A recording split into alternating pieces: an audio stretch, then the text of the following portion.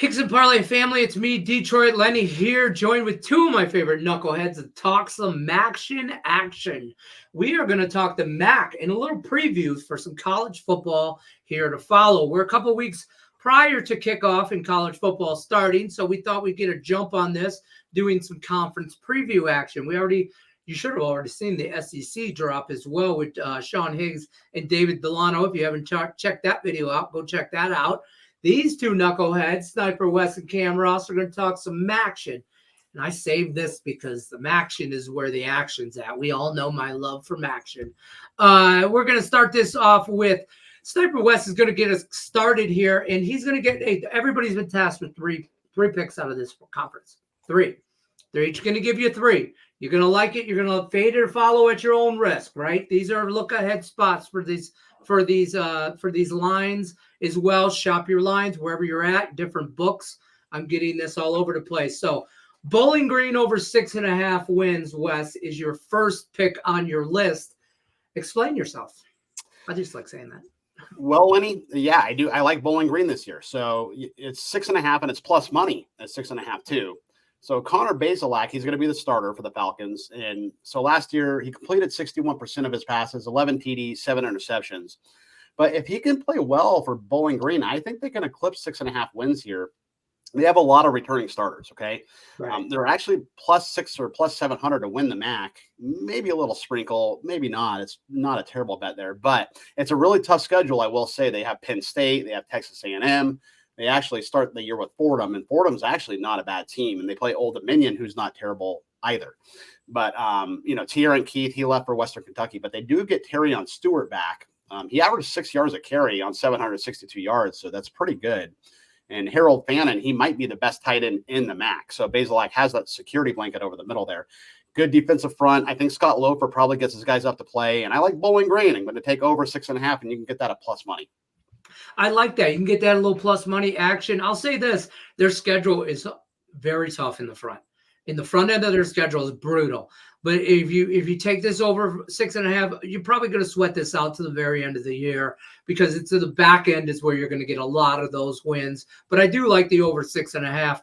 Let's move it to Cam Ross here, who he hates the MAC because obviously the Ohio Bobcats under 6.5 wins. This is the only team in the state of Ohio that is acceptable, in my opinion. Cam Ross, and you're taking them under 6.5 wins. Explain yourself, young man. Yeah, first of all, don't hate the MAC. I'm actually a big fan of the MAC. We have it during the week in the downtime.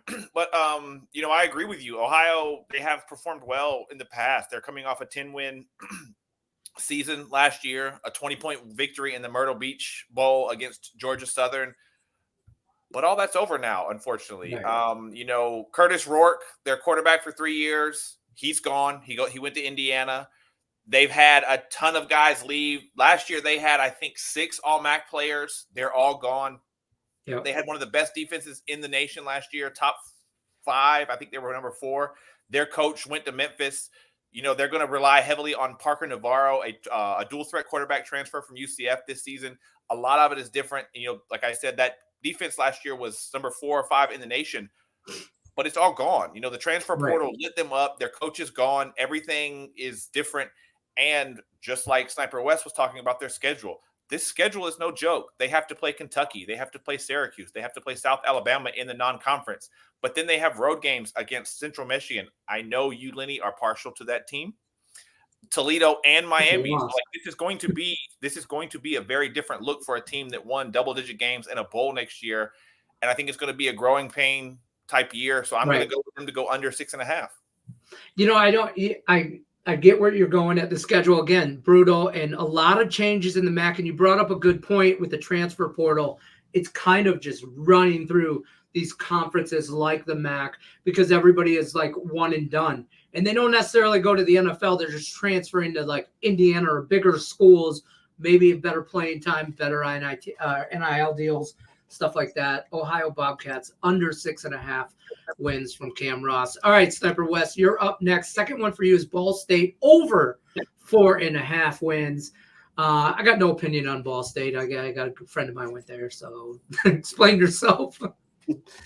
Well, we love Maction, right? It's like, what else are you going to bet on Tuesday and Wednesday nights, right, Lenny? I mean, Get you through the week. We're all football junkies. Tuesday night, you got to throw $20 on Ball State, right? Because I like them over 4.5.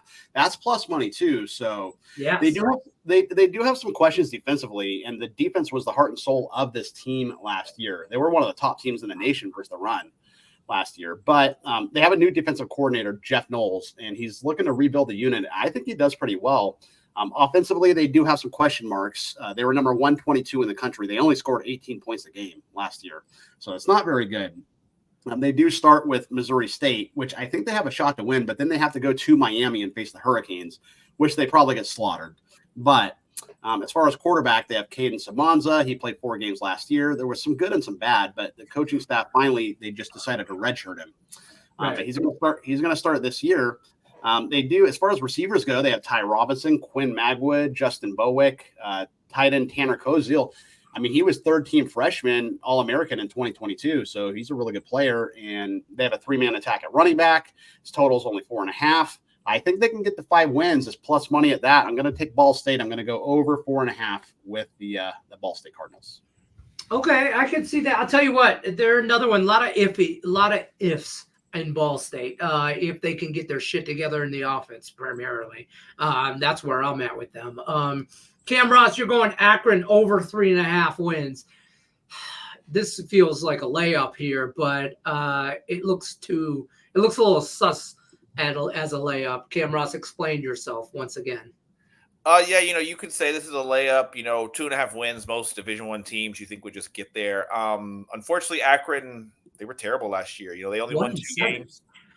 Yeah, they were terrible. They won 2 games total, but they lost 3 games in overtime, all by 3 points or less, including a 2-point road loss against Indiana in the middle of September. They were bad, but they weren't as bad as it looked. They have a non-conference schedule of Ohio State, Rutgers, and South Carolina, and those will not help the over here. But Akron does look a little bit different. Even with their struggles last year, they were really, really good defensively, and that's going to be their anchor again this year. Right. They were top 35 in yards allowed, top 85 in points. Their offense was just so bad last year that it couldn't get over the hump. But I think that defense is going to help. They have an all-MAC first-teamer returning this year. They have several other key pieces from their defense back this year. I think if they can find some success at home and within the conference, they should be able to reel off enough wins to go over this total because of their defense. Their defense may have to force some turnovers and get some extra possessions in there, maybe even score some points. But I do think Akron can find a way this year to get over their small total. I'll say this. They're another one that I think you're going to sweat this out. The back end of their schedule is more favorable than the front end of their schedule. But I do think they get – honestly, I think they get to 5 wins. But I think they're a better team than – I know, put it on – where's Sean? 5 wins, whatever. I said it. I'm not afraid. Sniper West, Central Michigan, over 5.5 wins. Listen, sure. Just explain yourself. I hope so. For my sake and all my friends, all my Chippewa friends, for the love of God, I hope this is right. Yeah, I knew I was going to make you happy with this pick. So I'm high. I'm high on CMU. I think they win 7 or 8 games, honestly, Lenny. They do play FIU, and they play them in Florida, so that's kind of tough. Michigan team going down to the heat in Florida, and it's early too, so it's still going to be hot. But, Jim McElwain, he's a really good head coach. And this team, Lenny, they're plus 1,600 to win the MAC, and that's just some outright disrespect. I'm not saying they're going to win the MAC, but that's just outright disrespect there. Yeah. Bert Emanuel Jr., so if you remember Bert Emanuel, the wide receiver from the Falcons from the NFL, this is his son, and he's the quarterback. 6'3", 220 pounds. He's got a lot of speed, so he is going to take off. But they kind of want him to play the pocket game and pass from the pocket. They want the passing to be a lot sharper. But if he does struggle, which he did a little bit last year, they did go get Joe Labas Jr., their number 2 option, who played for the Iowa Hawkeyes. Mm-hmm. And he didn't see much playing time, but he did actually beat Kentucky at the end of the 22 season, the bowl season. So it's a nice insurance policy. So good receiving core here. Tyson Davis, Jesse Pruitt, who was a transfer, Chris Parker, The three of them return, and they have depth, good running backs that catch the ball and run with it. I think the Chippewas do pretty good, as Larry David would say, Lenny. And I like Central Michigan, your Chippewas, over 5.5. Listen, I don't hate them to win the whole damn thing. I don't hate them to win the MAC. I don't. I really don't. I think they can get there. I really do think if they beat FIU, I think they can beat Illinois. I'm just saying. In Illinois, the Central Michigan Chippewas could make some noise. Then again, they could start out 0-3. Central Michigan over 5.5 wins. Cam Ross, you're last up. Miami, Ohio. The win the whole damn thing, plus 240. I just told you my Chippewas are going to win it. Go ahead. Yeah, to win the whole damn thing. They're coming off of a conference championship last year. They started the season 0-1 after a 38-3 loss to Miami. Won 11 of the next 12 to eventually beat Toledo in the chip. Season ended with a loss to Appalachian State. But I do think they'll be the first team to repeat in this conference since NIU in 2012 or 2013. I can't remember which one it was. But a big reason is because of all that they bring back. They bring back so much. Brett Gabbert, their quarterback, he'll be 41 by the time the season starts, as he's coming back for his 6th year in college football. He had a terrible leg injury last year, still earned third team all-conference. They have multiple all-conference players up front on the line. Their defense is loaded again. They did lose their top running back and their top receiver to the portal, but they have a host of talent that has come in behind them. They too were in the portal to fill in those places. But the biggest thing for me is the quarterback experience, the coaching, and they had a top 10 defense last year that allowed less than 16 points a game. And most of those guys are back, including the MAC Conference Player of the Year, Matt Salopek. Coming into this year, he's going to be the anchor in the defense. I think they're going to be the best team in this conference. No offense to you and your favorite teams. I do think Central and other teams will compete at the top, but I think when it's all said and done, Miami, Ohio is going to raise the banner as the conference champion again this year. Interesting. Miami, Ohio. Some interesting takes from both these guys.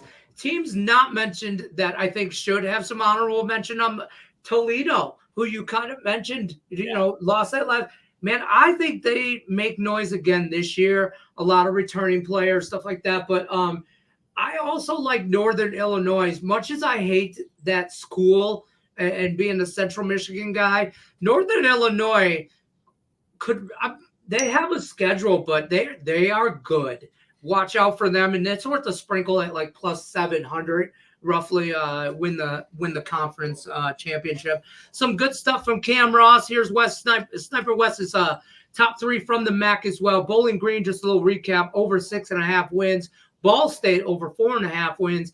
And Central Michigan over 5.5 wins.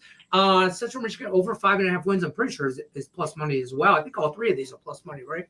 I think so. We're real close to that. And then Cam Ross likes Ohio under 6.5 wins because he hates the MAC. Akron over 3.5 wins. And Miami, Ohio, conference champions plus 240. I'm Detroit Lenny, Picks and Parlays. Well, I'm going to appreciate, I appreciate everybody, Cam Ross and Sniper West, stopping by, giving you a little Maction preview. Everybody, don't forget, find the premium plays at picksandparlays.net. Use that promo code right there, LENNY20. Save you 20% off all your premium plays over at the website. Good luck, everybody, unless you're against us. Take care. Thanks for watching.